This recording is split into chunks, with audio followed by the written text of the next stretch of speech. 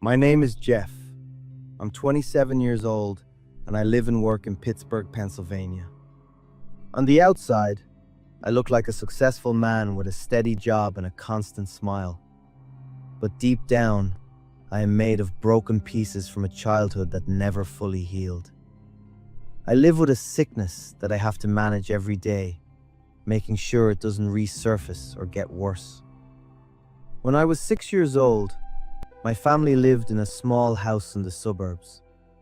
It was my parents, my older brother, and me. But the air inside that house was always thick with hatred and screaming. My father used to be a race car driver, and he had a temper like an uncontrollable fire. He would fly into a rage over a tiny smudge on the floor or a small noise. My mother was the exact opposite. She was a block of ice. She gave whatever little kindness she had to my older brother. As for me, she ignored me or looked at me with pure resentment. I think because she hated my father, she hated me too. Even so, I was so terrified of my father's temper that I still tried to cling to her for protection. Back then, my only safe haven was my grandparents' house just a block away. My grandfather was a man of few words, and he always looked so stern that he actually intimidated me. But at their house, I knew I didn't have to be afraid as long as I behaved myself. When I turned 6, the tension at home hit a breaking point. My parents were on the verge of a divorce, and the whole house felt like a time bomb waiting to explode. I remember one late afternoon very clearly. The setting sun turned the backyard deep red. My mother called me outside, saying she had a surprise game for me to play. The backyard was usually where my brother and I played together. Under the old oak tree at the edge of the yard, I saw a rope tied into a noose. My mother led me toward it. She told me to stand on a box she had placed under the tree. She slowly lowered the loop of the rope. She deliberately began to put it around my neck. She did it so slowly, and the most terrifying part was her face. It was completely blank. In that moment, I felt a nameless danger hovering right over my head. Even though I was only 6, I understood that if I put my head through that loop, it was over for me. I fought back with everything I had. I struggled and kicked until I finally fell off the box. I didn't look back. I just ran as fast as I could to my grandparents' house, my chest feeling like it was going to burst as I gasped for air. In the days that followed, I lived in a quiet state of terror. I did everything I could to avoid my mother. I never told anyone what happened under the oak tree, and I did my best to hide the small bruises on my neck. The house became quieter than ever, but that silence felt even scarier than the screaming. Soon after, my parents officially divorced. The court decided that both my brother and I would live with my father. For most kids, this would be a shock, but not for me. I stopped clinging to my mother. After what happened that day, she wasn't a safe person to me anymore. I actually felt relieved that I wouldn't have to face her cold stare every day. It wasn't until years later, when I was in high school and my grandfather had passed away, that my grandmother told me the truth about the divorce. Originally, the court was going to let my brother go with my dad and send me to live with my mother. But the real reason for the split was that my mother had been having an affair with a coworker. She told the court bluntly, "I don't want this child." She saw me as a burden, an obstacle to her plans to remarry. It was my grandfather who stepped in and demanded, "You cannot separate these brothers." Because of his firmness, my father got custody of both of us. I don't know for sure if the affair was true, and considering my father was verbally abusive, I don't blame her for wanting to leave him. But the fact that she viewed me as trash was definitely true. The clearest proof came after the divorce. My mother only reached out to see my brother. She never once asked about me. I don't blame my brother, but I couldn't stop the anger from boiling up. Why were we born from the same woman, yet treated so differently when it came to love? The answer was in the bitter truth my grandmother told me. And it became even clearer when I started making my own money. Suddenly, she wanted to get in touch. There were no, "How are you?" messages for all those years. No apologies. The only thing she brought were stories about her financial struggles and subtle hints about repaying her for giving birth to me. I used to think that if I saw her again, I might feel soft-hearted. But when the time came, all I felt was disgust. In her eyes, I was never a son. I was a burden when she wanted her freedom, and I was a backup ATM when she fell on hard times. The very first thing out of her mouth should have been an apology. Looking back, I realized that the person who truly saved me from that cruel woman was my grandfather. If he hadn't protected me, I would have been handed over to someone who saw me as garbage. When I was little, I thought he was just a grumpy, stern old man, and I used to avoid him. Now, I realize how much I owe him. I remember his final days vividly. He was lying in a hospital bed, looking so thin, but the way he looked at me was the gentlest I had ever seen. He took my hand and whispered, "Come visit me again, okay?" I broke down crying. The man I had been afraid of was the only one who had truly shielded me. I wish all children in the world could be loved. I wish no other 6-year-old boy has to go through the nightmare I did. I live my life, I work, and I smile, but the scar under that oak tree will always be a reminder. Sometimes, the scariest person in the world is the one who brought you into it. Before we continue, I just want to say thank you. MHS crossed over 10,000 subscribers in 2025, and that's all because of you. Every single view, like, and share means the world to me. From the bottom of my heart, thank you. This year, we're setting our sights on 50,000 in 2026. So if you enjoy these videos and haven't subscribed yet, now's the perfect time. Hit that button, join the community. Let's grow this together. Now back to the stories.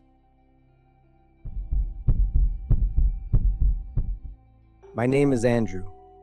I was born and raised in Los Angeles. My father was a police detective, a serious, quiet man with sharp, cold eyes. Growing up, the person I loved and felt closest to wasn't my father. It was my Uncle Caleb. To my young eyes, Uncle Caleb was the coolest guy in the world. He was my father's younger brother, but he was the total opposite of a stern detective. He ran a surf shop at Santa Monica Beach.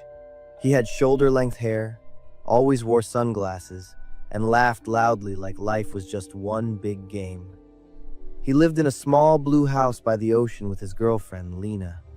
She was tall, tan, and had hair as red as fire. Every summer, my family would drive down to hang out with them. Uncle Caleb taught me to surf, while Lena built sandcastles with me and my little brother. Those were the happiest days of my childhood. One summer, when I was 7, everything changed. We were all packed and ready to go to Uncle Caleb's. I was so excited about my new swimsuit and the fact that I'd grown a few inches. Suddenly, my dad announced that Uncle Caleb was busy and the trip was canceled. I was heartbroken and cried for hours. Dad comforted me by promising we would go the following week. But that trip never happened. I remember my parents acting very strange after that. They whispered to each other with serious faces. My mom cried a lot at night. I could hear her sobbing from their bedroom. My father became even colder and more distant. The next day, my parents sat my brother and me down. Dad told us Uncle Caleb had died in a car accident. Mom added that he had gone to heaven. I just sat there in silence. I was only 7, too young to really understand death, but I knew one thing for sure. He was never coming back. There would be no more summers at the blue house by the beach. I cried a lot, but eventually, a huge void opened up in my life, and I didn't know what to do with it. As time passed, the wound was buried. I grew up, went to college, got a job, and fell in love. But in the dusty corners of my memory, Uncle Caleb was always there, a piece of my childhood that had been snapped off and never mended. When I was 27, living with my girlfriend Emily in Oxnard, we happened to be driving down the Pacific Coast Highway, PCH, towards Santa Monica to visit my parents. As we passed a steep cliffside, Emily pointed out the window. "I just remembered something," she said softly. "About 20 years ago, a friend of my mom's went on vacation with her boyfriend to a cabin somewhere near here, and they vanished. A few days later, the police found the boyfriend's car at the bottom of a cliff. I kept driving and listening, not realizing where this was going yet. The boyfriend died inside from a broken neck. But Lena, they found her in the trunk. Her body had been dismembered and wrapped in bags. When I heard the name Lena, I slammed on the brakes. Emily gasped and grabbed my arm. "What's wrong with you?" "What was the boyfriend's name?" My voice was trembling. "I think it was Caleb!" I couldn't say another word, even though Emily kept asking what was wrong. My mind went blank, and my heart was pounding out of my chest. I called my father that night. He wouldn't explain over the phone and told me to come over the next day. When I arrived, my mother was in tears. She apologized for hiding the truth for so long to protect me. "You were so small," she sobbed. "We didn't know how to tell you." My father sat down next to me. He told me that on that fateful day, Uncle Caleb had called him from the road. "Your uncle was delirious," Dad said. "He was screaming nonsense." My father was actually the one assigned to investigate the case back then. He was at the scene. He was the one who saw Lena's body in the trunk, and he saw his own brother dead in the driver's seat with a broken neck and a bloody face. As he told me the story, my father mentioned details that confused the entire investigative team. Nobody could understand what actually happened. That weekend, even though the camping area was usually packed, every single cabin surrounding the one where Caleb and Lena stayed was empty. There were no witnesses.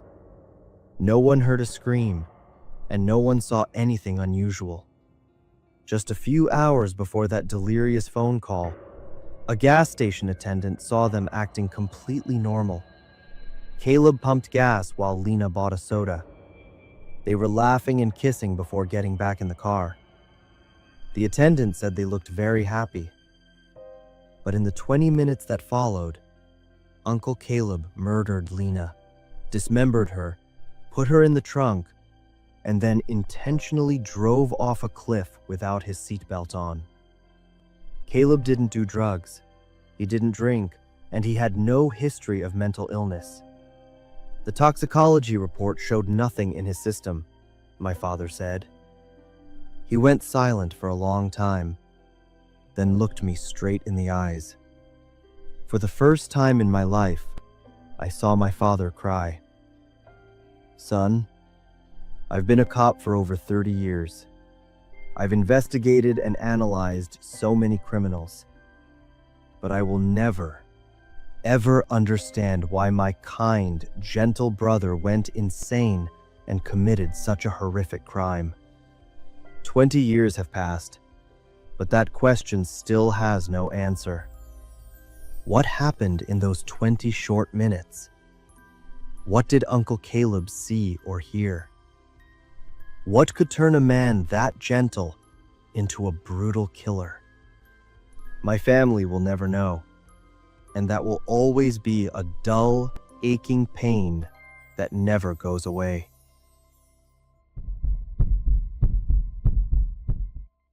I'm Adam, 36, living in a pretty chill city. My life was all about office work, chill evenings with a beer and some movies, nothing fancy. But then, everything flipped overnight. I can still remember the freezing air, the wind whipping through every corner of the street, making everything feel gloomy and blurry. I was driving home after a long day at work. The car clock was pushing midnight, and all I wanted was to get home, take a shower, and crash. Out of nowhere, while driving down this empty street, I saw a woman on the side of the road, waving like she needed help.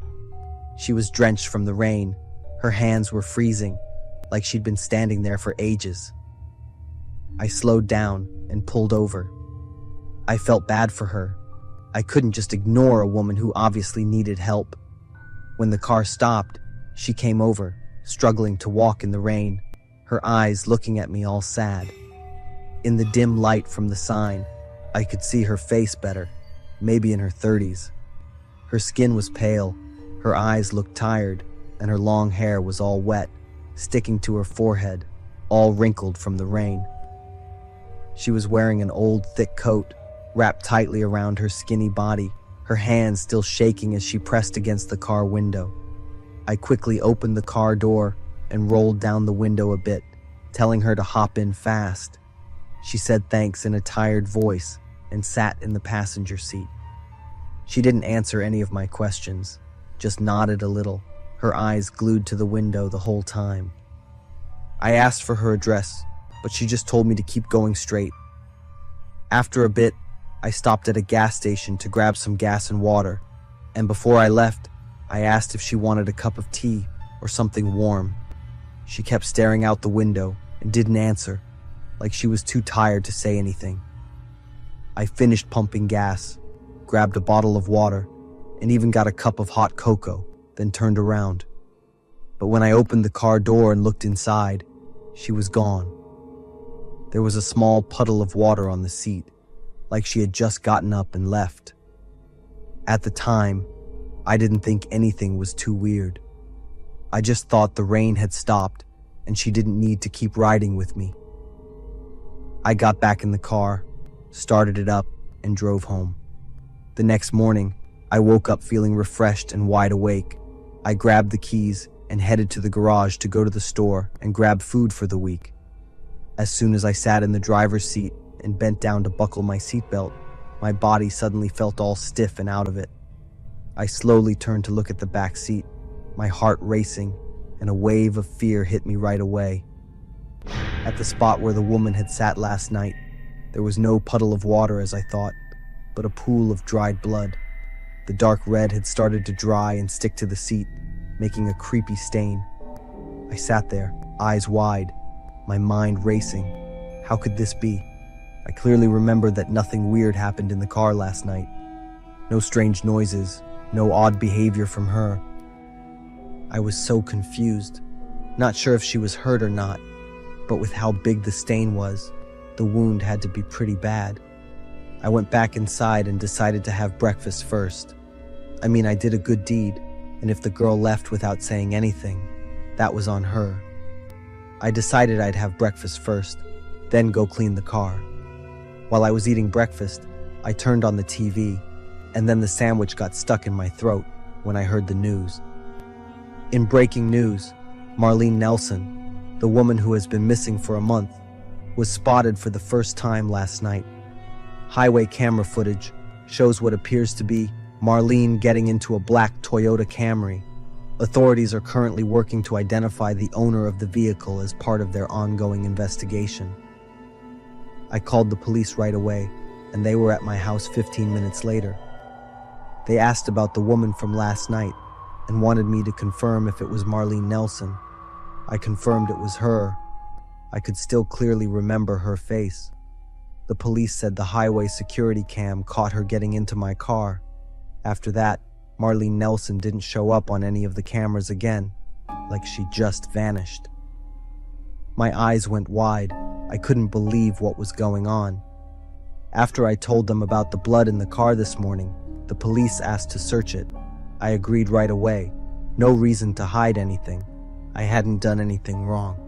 Still, the anxiety and tension inside me wouldn't go away. It felt like I was getting caught up in some weird situation I couldn't explain.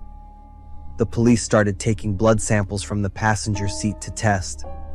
When a police opened the trunk, I didn't dare look inside right away. But then, he froze, and the whole place went silent, with only the sound of my heart pounding in my chest. He bent down to take a look, then stared up at me with a horrified look on his face. Suddenly, I got a chill down my spine. I took slow steps toward the trunk. My legs felt like they were gonna give out, but I couldn't stop. I bent down and looked inside, and what I saw was unbelievable. The body of the woman from last night, the girl I'd given a ride to, was lying there quietly with no signs of resistance, like she'd been lying there, just waiting quietly for a long time. Her hair, still wet, was as matted as it was last night, but now the bloodstains on her pale skin made my throat tighten. I looked up at the police, but they didn't say anything, just stared at me with silence and suspicion. Questions kept racing through my head, but I couldn't answer any of them. My life totally changed from that moment on. My work relationships started to fall apart. My co-workers got distant, avoiding me like I was some kind of threat.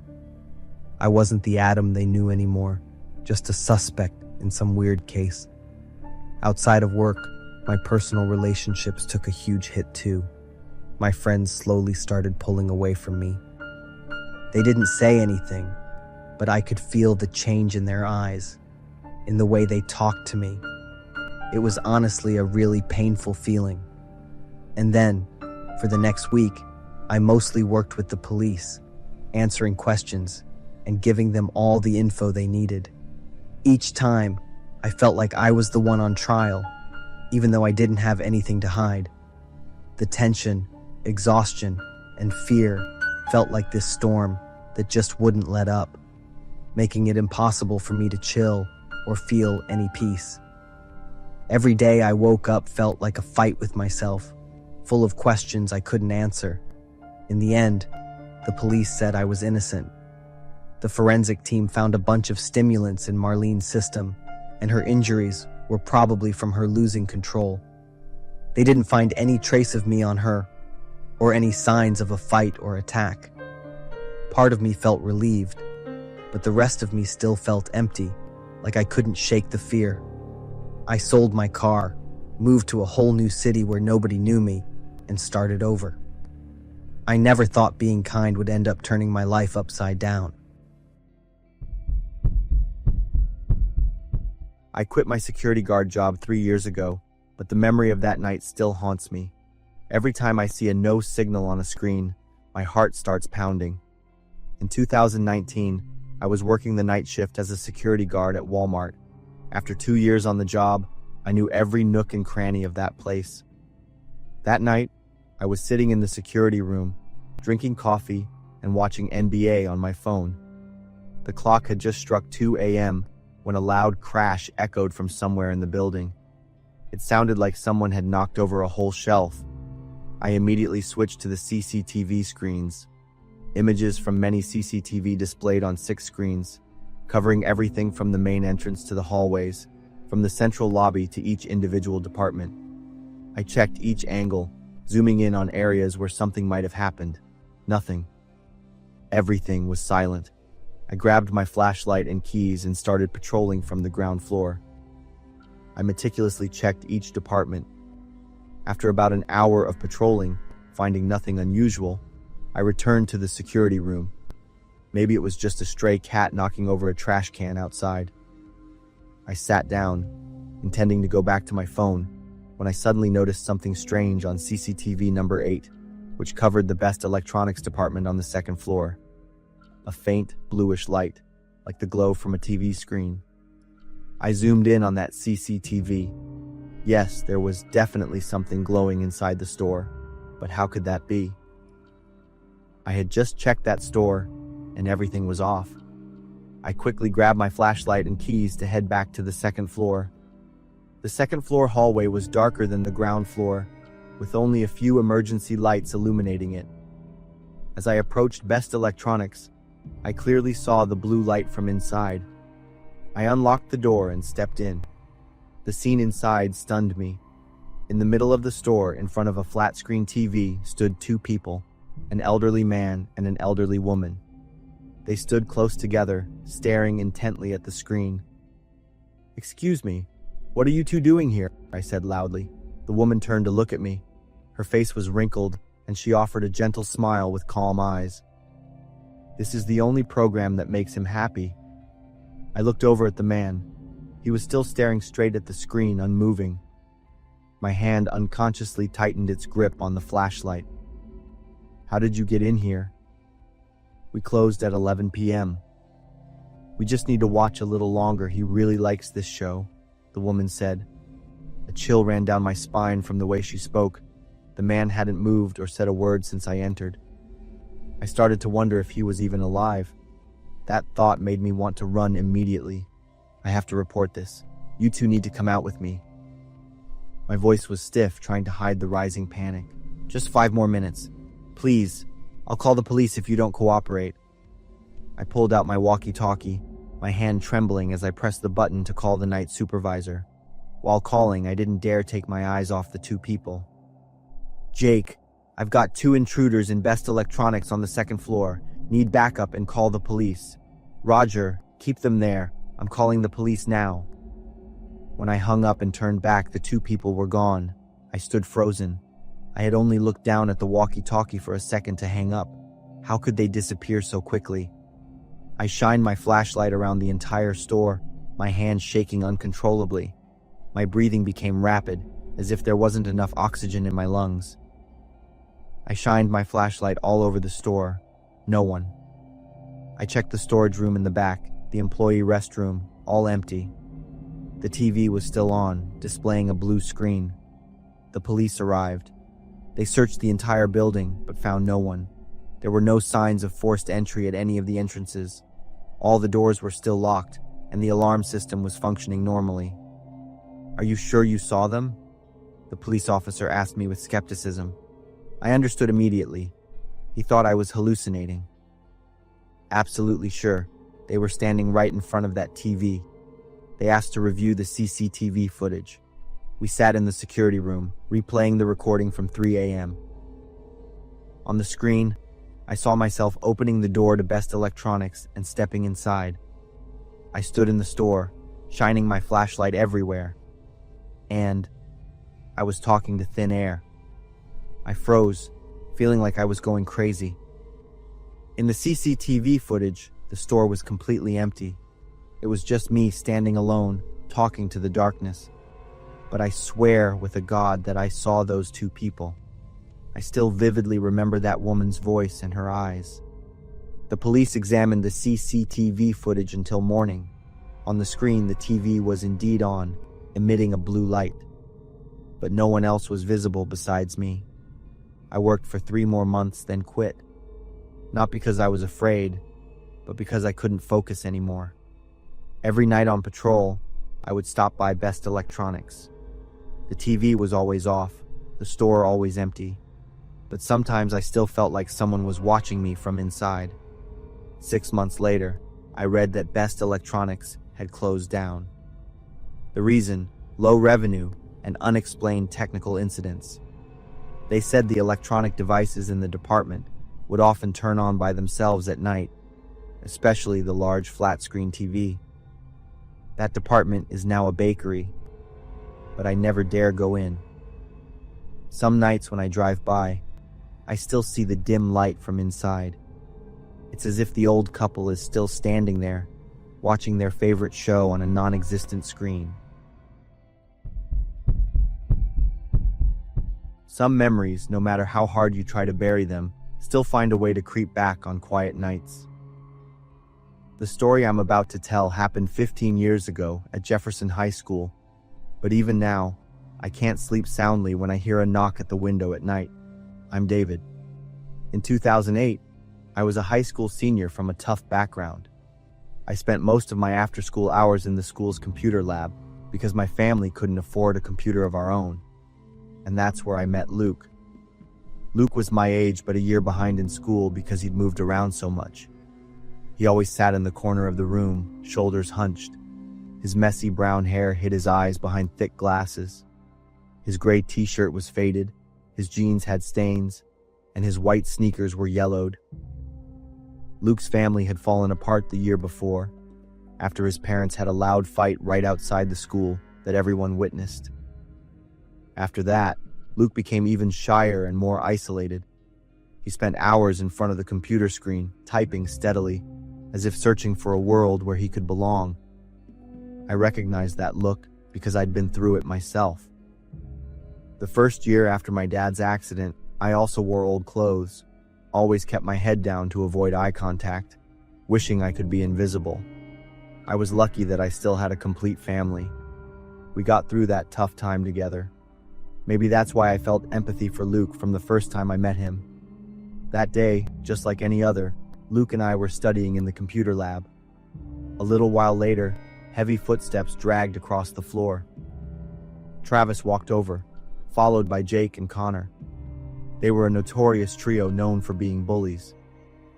Travis had a muscular build, short blonde hair almost buzzed to his scalp, and sharp blue eyes. Travis stood right behind Luke, with Jake and Connor on either side. "Hey nerd, do my homework for me," Travis ordered. Luke didn't answer, continuing to type. Before Luke transferred to the school, I was Travis's target. I understood that feeling, the helplessness of being threatened and not being able to do anything. Travis ordered Luke to do his homework for him. He snatched Luke's book and threw it to the floor when he saw him refuse. I stood up, quickly stepping to stand between them. "Travis, leave him alone." He scoffed, tilting his head to look at me. Before leaving, Travis still kicked the table leg and warned that he'd be back. I turned back to see Luke picking up his book and continuing to study as if nothing had happened. After school, Luke and I walked home together. I said a few things, but Luke only responded with slight smiles. At a small alley, Luke would turn in. He looked at me. "Thanks. Sometimes I think about doing something to make them stop." "What do you mean?" I asked, confused, but Luke had already turned and walked away. 2 days later, we were in class when the alarm blared throughout the school. The principal's voice echoed over the loudspeaker. "All students and teachers immediately initiate lockdown procedures. This is not a drill. Repeat, this is not a drill." Immediately, Mr. Johnson locked the classroom door and pulled the blinds to cover the windows. We all huddled in the dark corner, our cell phones lit up, messages from friends in other classes constantly coming in. Someone in a mask in the parking lot, they said. "There's blood. Travis didn't come home last night. His parents are looking for him." The whispers made the situation even more chaotic. My heart pounded. The next message from an 11th grade student made the blood in my veins run cold. The police found Travis in his own car's trunk. He's dead. We sat silently in the dark for 2 hours. When the alarm finally stopped and the doors opened, Mr. Johnson, with a pale face, announced a serious incident and that the school would be closed for the next week. That night, I couldn't sleep. The image of Travis, who had bullied Luke just 2 days before, now dead in his own car's trunk, kept replaying in my mind. Around 2 a.m., I heard a soft knock at my window. I walked to the window, pulling the curtain back a little. Luke was standing outside, his gray t-shirt soaked with sweat, his face pale under the streetlight. But what gave me chills was the smile I'd never seen on Luke's face before. When he saw me, Luke pointed at the window latch. I opened the window. "Luke? What are you doing here?" "I need to tell you about what happened at school today." Luke's voice was different. Luke looked around and then whispered, "That masked person was me." I felt all the air get sucked out of my lungs. "What are you saying?" "Travis will never hurt anyone again." Luke stepped closer to the window, his eyes gleaming in the dark. "Did you see? He looked so peaceful in the trunk." "Luke, what did you do?" I waited for him in the parking lot. Luke chuckled softly. He even laughed, saying that I finally dared to confront him. But when I pulled out the knife, "Stop talking. Do you know?" When Travis pleaded, his voice trembled just like mine every day at school. Luke looked me straight in the eyes. Now he understands what fear feels like. "Luke, you need to turn yourself in. I'm not done yet. Jake and Connor will understand too. And all the others." Luke stepped back from the window. He disappeared into the darkness. I stood there for a few minutes, my hands trembling. Then I picked up the phone and dialed 911. At the request of the police, I recounted all the information I knew. The next morning, Luke didn't come to school. The police found him at home with blood-stained clothes and a knife in his desk drawer. They also found a list, with Jake and Connor at the top, followed by the names of 15 other students. I'll never forget the line Luke wrote in his diary. "I don't want to be a bad person, but I'm so tired of enduring." Luke was arrested on charges of first-degree murder and conspiracy to commit terrorism. He confessed to everything without showing any remorse. The news spread throughout the school. I never saw Luke again. But every night, I remember Luke's face. My bedroom window is always locked tight at night now.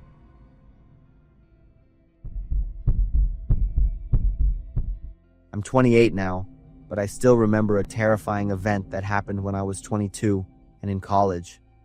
At the time, I was living in a pretty big house in Orlando, Florida, with a spacious yard and a large swimming pool.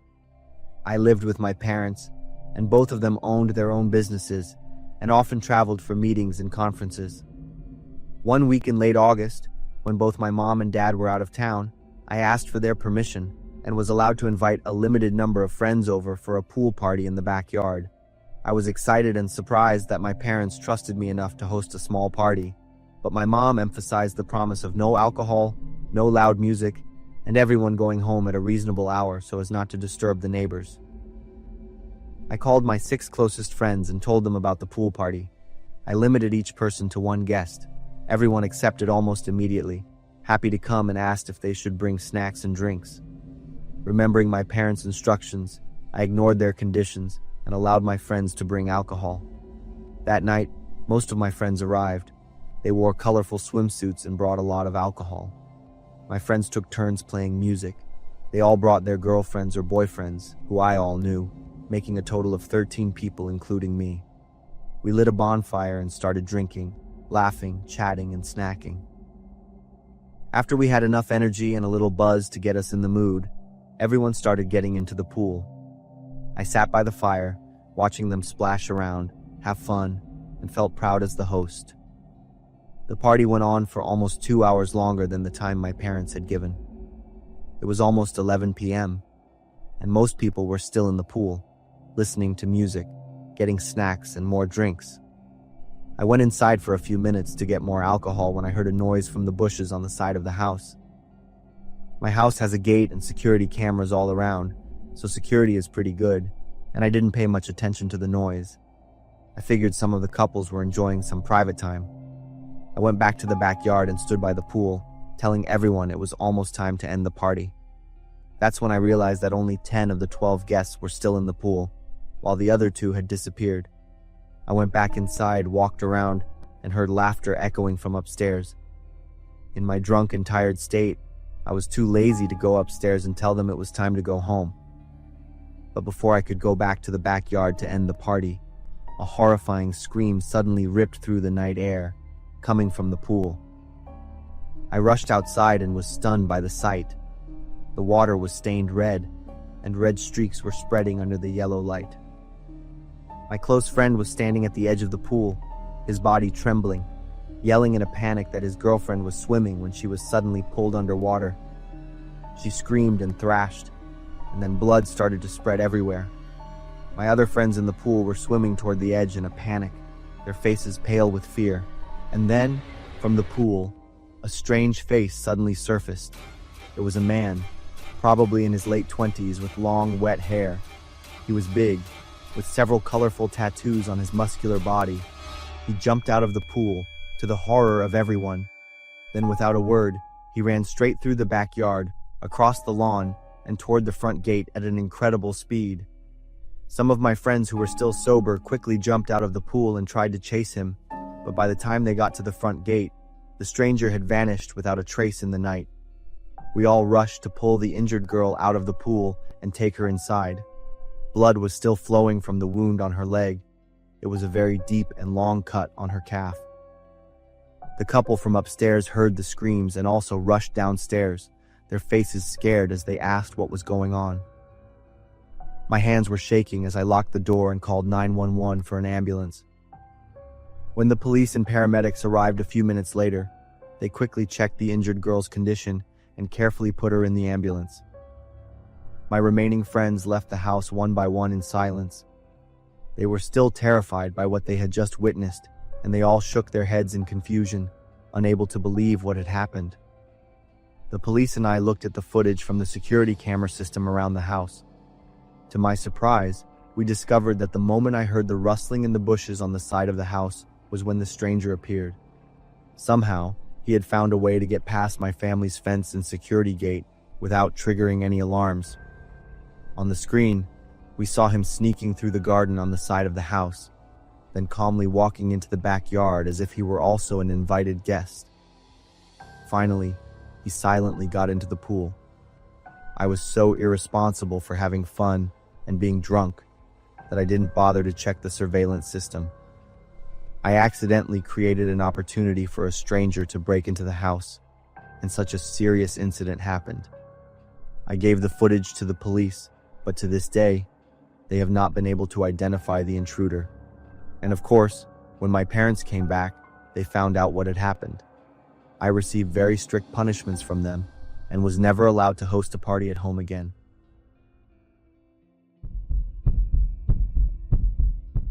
My name is Jen, and I'm in my early 40s. My friend and I run an Airbnb business in Florida. We own a few different properties scattered across the state. My friend handles the finances, and I take care of the day-to-day operations, like answering guest questions and checking properties before and after guests check out. Summer and Christmas are our busiest seasons. The fall is usually very quiet, which makes it hard for us to stay profitable. But last fall was an exception. One of our properties in the Panhandle was booked for 3 weeks. It was a huge booking for us. We were overjoyed. We always try to create the best possible experience to make a good impression and encourage guests to return. Most Airbnb rentals are contact-free, which became even more common after the pandemic. Because of this, we didn't meet the guests even once during their 3-week stay. All we knew was that one of the 2 guests, named Alice, had paid for everything. I messaged Alice to ask if everything was okay during their 2nd week, and I got a short reply. "Fine, thanks." I assumed their vacation was going well, so I didn't bother them anymore. When the 3 weeks were over, I went to the apartment to check it. Something was wrong when I tried to open the door. It seemed like it was being blocked from the inside. I had to give it a few strong pushes to get in. I saw that someone had stacked chairs against the door, probably to slow down the opening, rather than to lock it completely. I stepped into the living room and immediately saw the mess they had made. Unlike a party that would leave behind empty bottles or cigarette butts, this place looked like there had been a fight. Many glasses and plates were broken, a chair was missing, and the table was overturned. Next, the state of the bedroom horrified me even more. The sheets were covered in stains, and the whole room had a terrible smell. Finally, I gently pushed the bathroom door open, looked inside, and immediately slammed it shut after I saw something shaped like a human lying in the bathtub. I say shaped like a human because it didn't look like a living person. It looked almost like a pile of freshly cut meat. At first, I was in denial. I tried to think of anything else it could be. I took a deep breath and opened the bathroom door again. But the truth was, it was a body, lying in the bathtub, in probably the worst condition you could imagine. Part of the reason I didn't recognize her right away was that the girl's face was disfigured. But what was even more horrifying was that the blood still looked fresh. Shaking, I immediately pulled out my phone and dialed 911 to ask for the police to come as quickly as possible. The dispatcher even asked me to check the girl's pulse to make sure she was alive. I did as I was told, 100% sure that I wouldn't feel anything. In my mind, no one could survive with a face like that. At first, I didn't even touch the right spot on her neck because I didn't feel anything at all. I tried to remember and blurted out the name I had contacted earlier, Alice. And then, she opened her eyes as if she had really come back to life. It was the most terrifying moment of my life. Her eyes were bloodshot. One of them was just a mess of broken blood vessels. As soon as she saw me, she started screaming and thrashing. It scared me so much that I ran out of the apartment, screaming into the phone, "She's alive! She's alive!" The dispatcher told me to make sure the girl was calm and to stay on the scene. When I came back, the girl was half naked, slumped in the hallway outside the apartment, and she was sobbing. I told her to stay there and that the ambulance was on its way. All she did was cry. When the paramedics arrived, I learned the reason she didn't run away after she woke up and screamed. It was because she actually couldn't move anymore. The paramedics had to use a stretcher to get her into the ambulance. After she was taken to the hospital, the police asked me not to go into the apartment so the forensic team could do their work. Then, they asked me many questions about what I had seen and what I knew about the renters. I gave them all the information I had, but it wasn't much. About a week later, I received a call from an officer. He told me everything he was allowed to say. Basically, the two girls who rented the apartment were escorts. They used the apartment as a base of operations for 3 weeks. But then, the night before they were supposed to check out, a local gang found out about their operation. The gang was not happy with them working in their area. They made a plan to break into the girls' apartment. They were going to threaten them enough to make them leave the area and take all the money they had earned. The problem was that the girls didn't keep much cash in the apartment. They had taken the money to hide it at another friend's place. That's why only one of the girls was left in the bathtub. She was beaten and tortured to get the other girl to lead them to where the money was hidden. That's all I was told. Although the officer hinted that they had arrested a few people, they couldn't give me their identities or which gang they belonged to. I didn't get any more information from the police other than them saying we could use the apartment again. After that, I focused more on the insurance claim. It was the worst incident in our Airbnb business's history, and probably one of the worst things I have ever witnessed in my life.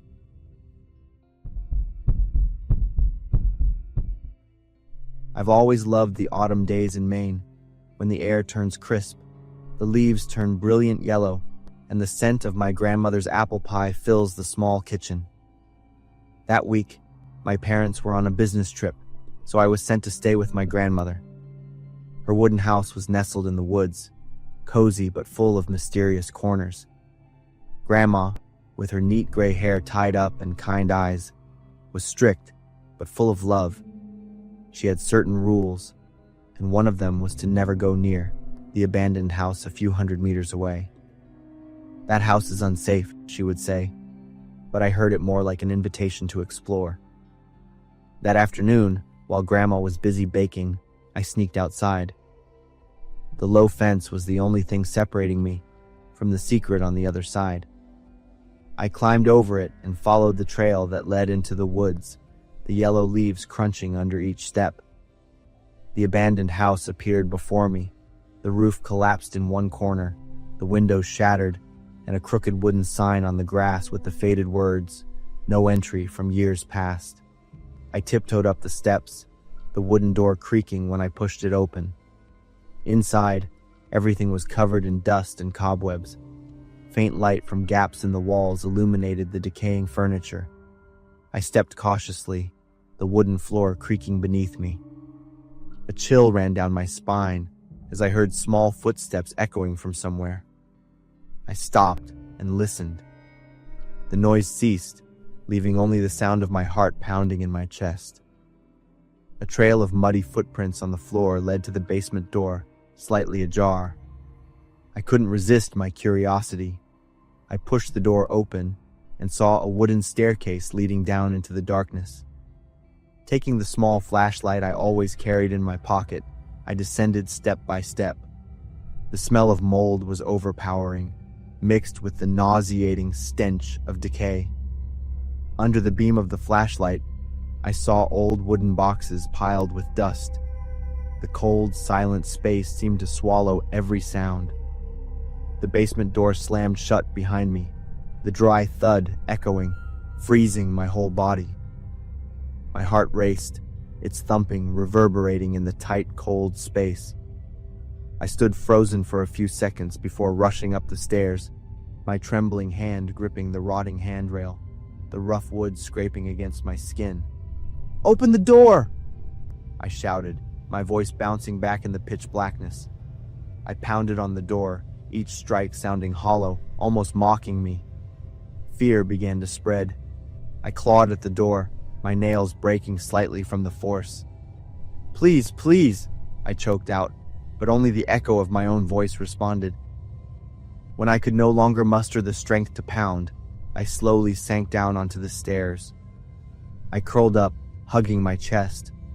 Cold sweat trickled down my face, mixing with the dust on my forehead and cheeks, but I didn't bother to wipe it away. My breaths grew short and hurried, as though the air in the basement was slowly being drained. Below, the flashlight flickered, and I heard rustling. A swarm of rats appeared from a corner of the room, their eyes glowing in the light, creeping toward me. I scrambled to find a safe corner, climbing onto an old wooden table to avoid the rats.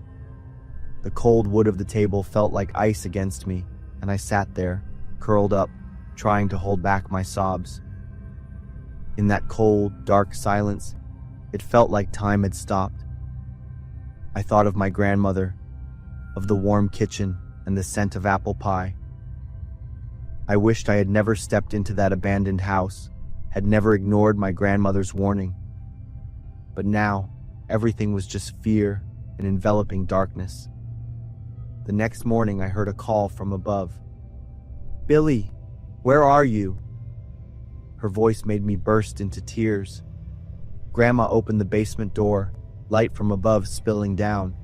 When she pulled me up, I saw her shaking. Her wrinkled hands wiped the dirt off my face, not saying a word of reproach. But her gaze was enough for me to understand that I had made a mistake. Before leaving, I glanced at the basement one last time. Through the broken window, I caught a glimpse of a figure passing by. I never told her about it, never asked about the shadow or mentioned that terrible night again. But every time I think back, the cold feeling in the basement still haunts me. I realize that sometimes curiosity can lead to consequences we never expect.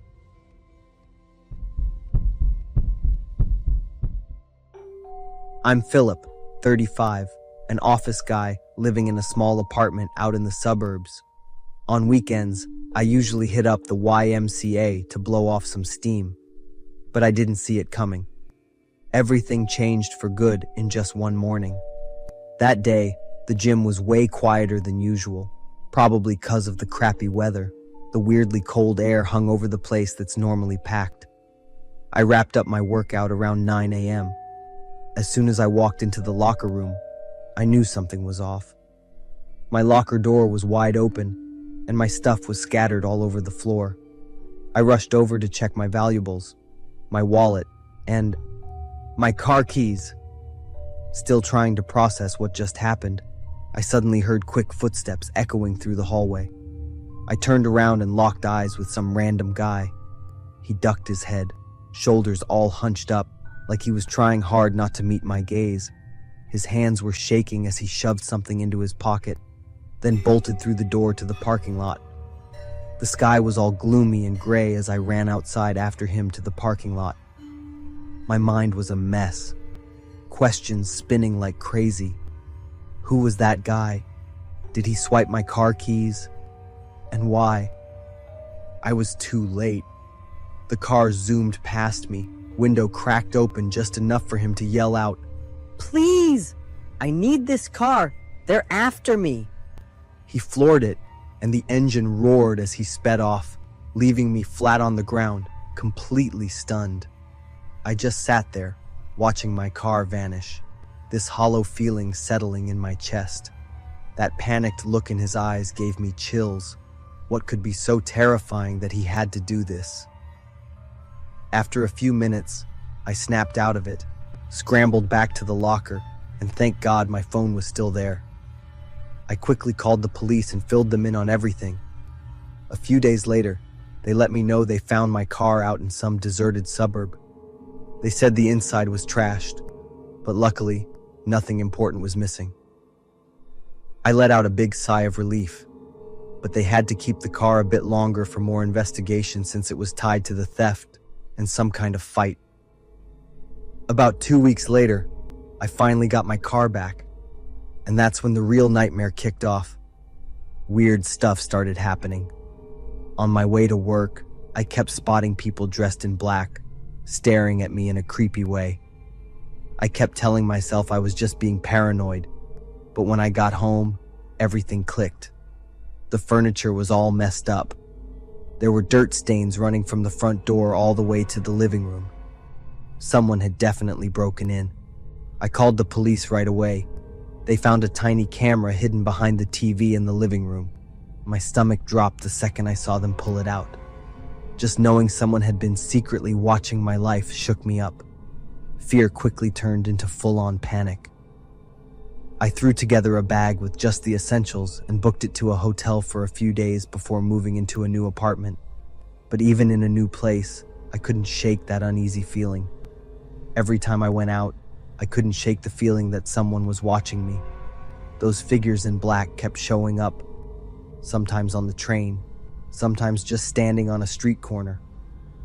They never did anything, but the way they stared at me sent chills down my spine. One day, I got a call from the hospital. Some guy in critical condition wanted to see me before he died. I hesitated, totally confused, but I went anyway. The second I walked into the hospital room, my heart dropped. It was the guy who stole my car. He was lying there, covered in injuries, looking so weak. When he saw me, he tried to say something, but all that came out were these raspy wheezing sounds. With shaky hands, he scribbled one word: USB. Before I could ask him anything, he suddenly started seizing. The nurse rushed to call the doctor and started emergency treatment, and I was quickly pushed out of the room, getting a suspicious look on the way out. I left the hospital feeling completely lost, and then I found out he didn't make it. The only thing I knew about him was his name, Terry. Why did he mention a USB? What was that about? The men in black started showing up even more. They were everywhere, on street corners, in parking lots, even near my new apartment. I called the police again, but without solid proof, there wasn't much they could do. That night, I lay there in the dark, feeling like a dozen eyes were on me. I couldn't get the guy who stole my car out of my head. His pale face, those panicked eyes, and his final words. They kept swirling around in my head, pulling me deeper into this pit of doubt and fear. The next morning, I drove to work, feeling totally drained. Right when I was almost at the office, my car's engine suddenly made a loud, awful noise, and the whole car started shaking like crazy. I froze, not knowing what to do, and a few seconds later, the engine just died. I kept trying to restart it, but nothing worked. I was frustrated as hell, wondering why all this bad luck wouldn't stop piling up. I called a tow truck and had them take the car to a shop to get it checked out. After work that day, the garage called and said my car was ready to be picked up. I paid a hefty repair bill, and just as I was about to leave, the mechanic handed me something they found in the car, a USB. My whole body jolted like I'd been hit with a surge of electricity as I held it in my hand. Was this the USB Terry was talking about? I headed home, my mind a mess with a million questions, barely paying attention to the road. A blaring horn and bright headlights from an oncoming car snapped me back to reality. I was in the wrong lane. I took a deep breath, trying to calm down and focus on getting home to just crash and clear my head. That's when I noticed an SUV behind me. It had been tailing me for a while, and even though I was driving pretty slow, it never passed me. After days of feeling on edge, my instincts kicked in. I sped up, and sure enough, the SUV matched my speed. It turned into a full-on chase, tires screeching loud against the pavement in the quiet neighborhood. I'd never driven that fast before, and my breathing was quick and shaky from the panic. A quick glance in the rearview mirror showed the black SUV right on my tail. My hands were trembling as I gripped the steering wheel tight. While trying to keep control, I grabbed my phone and dialed the police. The SUV behind me closed in fast. A hard hit from behind sent my car swerving out of control. I screamed, trying to steady the wheel, but I knew I couldn't hold on much longer. Up ahead, another SUV appeared, blocking the road. I slammed on the brakes, and the car jerked to a stop, throwing me forward so hard my head smacked into the steering wheel. Men jumped out of both SUVs. My windshield shattered as they smashed into it. Before I could even process what was going on, everything went black. I was swallowed by darkness filled with fear and hopelessness. When I came to, I was in a hospital bed, and I couldn't move my legs. A policeman sat next to me, looking deep in thought. We caught a few of them. What happened? I told him everything, from when Tyler stole my car at the gym, to his last words, and the USB they found still tucked under the driver's seat carpet.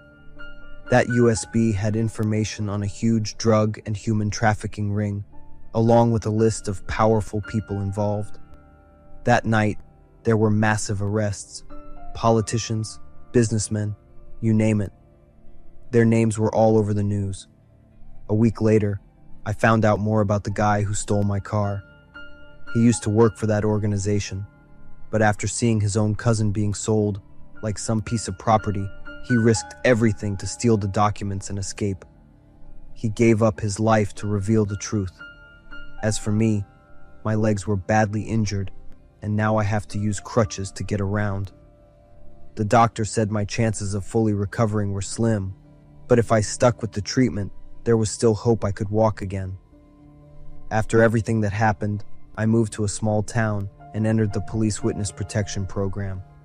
I was determined to push through the trauma and start fresh.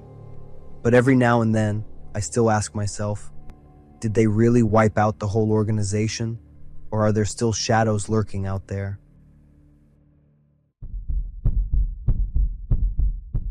This happened a few years ago, just a few days before Halloween.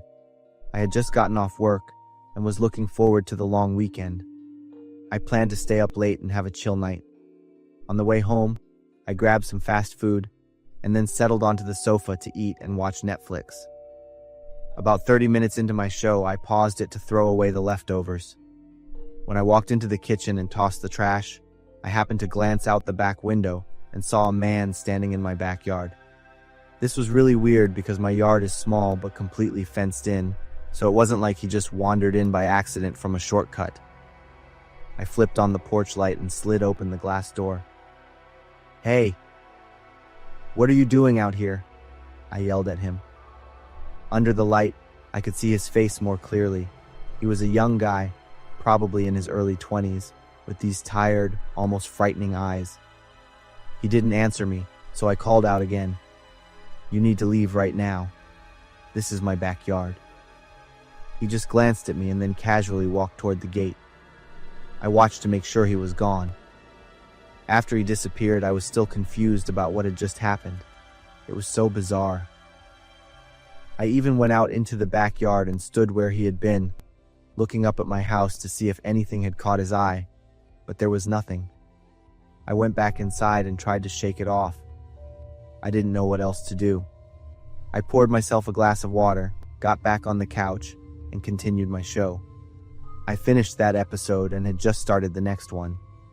Maybe 20 minutes had passed when I heard footsteps running in my backyard. Before I could even react, a loud thump hit the door, rattling the whole frame. I jumped up and ran to the kitchen. My legs froze when I saw the sight in front of me. It was the same man from earlier. He was now pressed against my back door. He was pushing his whole body into the glass door, his shoulders and chest tight against the surface. His hands were gripping the handle, yanking on it like he was trying to pull it off. I stood there, stunned, seeing his face just inches away on the other side of the thin glass. His eyes weren't tired anymore. They were wide, staring right at me with a wild and aggressive look. His mouth was open, and he was trying to speak, but only guttural, garbled sounds came out. I quickly grabbed the inside handle with both hands. He kept yanking, and with each tug, the whole door shook. I could hear the metal groaning and the screws loosening bit by bit. "Open the door!" he screamed. "I'm running out of patience!" My hands were shaking. I couldn't tear my eyes away from his contorted face. I took a step back, trying to keep my balance. "Get out of my house!" "Leave right now," I yelled back. He didn't respond with words, but with a massive shoulder check to the door. The whole frame shuddered. I flinched and stumbled backward, almost tripping. My hands trembled as I pulled out my phone to call 911, my eyes still glued to the crazed man. Cold sweat ran down my back. I held the phone, listening to it ring, while in front of me, he kept trying to break in. He pushed, pulled, and slammed against the door with increasing force. Then, he suddenly stopped. In the silence, I could hear my own ragged breathing. He stood still pressed against the glass, staring at me. His eyes still held that insane look. "You can't hide forever," he said in a chilling voice. Then he smiled, which sent a shiver down my spine. After that, he turned and went back towards the gate, but this time he didn't leave. I heard footsteps moving around the side of the house. Not being able to see him was even more terrifying than when he was right in front of me. I paced between windows, trying to keep track of where he was. I just kept praying he wouldn't try anything else. Every little noise made me jump. About 5 minutes passed in this tense state. Then, a police car showed up. I saw the flashing red and blue lights through my living room window. Immediately, I heard footsteps running from the side of the house, but they weren't running away. They were running toward the back door. He reappeared at the door and started trying to break it down again. This time, he was even more violent, repeatedly headbutting the glass and using his shoulder to ram it. I could hear him growling. The crazy thing was that he chose to try to break in again instead of trying to escape. The police quickly caught him in the act. After a short struggle, they cuffed him, put him in the car, and left. 2 officers stayed behind to get my statement and check on the house. Luckily, he didn't break anything. The next morning, I got a call from the police with the results of his interrogation. The man, whose name was Melvin, was apparently heavily under the influence of some kind of stimulant during the incident. This was later confirmed by tests. Even after being questioned all night and a few more times when he was sober, Melvin never gave a real reason for his actions. The only good thing for me was that he wasn't armed with any weapons. From what I know, he was only jailed for a few weeks because he was not in his right mind during the crime, and that always leaves me worried that he might come back.